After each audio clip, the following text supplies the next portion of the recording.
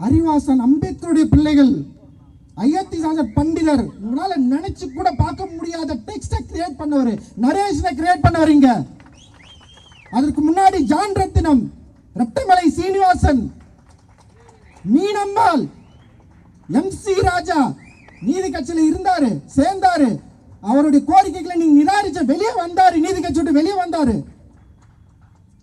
எங்களுக்கான விடுதலை வேட்கை என்பது காலங்காலமா இருக்கு, இப்ப இல்ல. அதனால நாங்க எவன் பின்னாடி போய் நிக்க வேண்டிய அவசியம் எங்களுக்கு இல்லை. யாரை பார்த்து நாங்கள் பயப்பட மாட்டோம். நாங்க ஏன் பயப்படணும்? நாங்க ஏன் பயப்படணும்? நீ எனக்கு சோறு போடுறியா?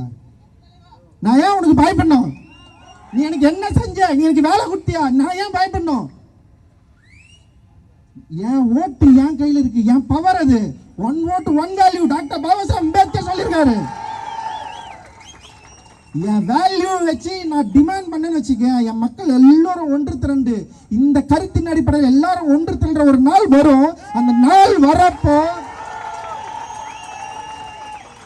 நீ என்கிட்ட வரணும், நீ என்கிட்ட வரணும், நீ எங்க கிட்ட வரணும், நீ எங்க கிட்ட வந்து நிக்கணும். நீங்கள் எங்களுக்கு உதவி செய்யுங்கள் அப்படின்னு வருவேன். இன்னைக்கு வந்து ரொம்ப ரொம்ப கேட்டகரைஸ் பண்றேன். ஒரு கேள்வி கேட்டாலே வந்து உடனே வந்து இவர்களுக்கு பின்னாடி இது இருக்கிறார்கள், உடனே வந்து கேட்டகரைஸ் பண்ணி யார் கூட்டின்னு வர? எங்க வீட்டுல இருந்து ஒரு அண்ணனை கூட்டு வந்து நிக்கிற நீ பார். அவருடைய குரல் தான் சமூகத்துக்கு தேவையான குரல். என் குரல் வந்து பிரிச்சிடுமா? நோயுடைய ஒரு சமூகத்தை நோய் இருக்குதுன்னு சொல்றதுல என்னுடைய பிரச்சனைன்றது வந்து சரியானது. இந்த சமூகம் நோயுடைய சமூகமா இருக்கு. அந்த சமூகத்தை, நோயுடைய சமூகத்தை சரி செய்யணும்னா முதல்ல சரியான மருத்துவர்கள் தேவை. அந்த நோயை கண்டறிய வேண்டிய தேவை நமக்கு இருக்கு.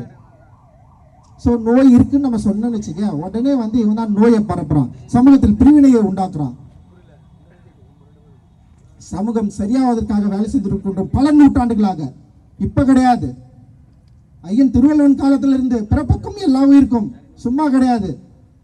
ஆண்டாண்டு காலமாக ஃபைட் பண்ணிட்டே இருக்கிறோம். ஆனா நீ என்ன பண்ற? அண்ணன் ஆம்ஸ்ட்ராங் செத்தவனே அவர் ரவுடின்னு சொல்லி எழுதுற. யார் எழுதுனது? யாரு?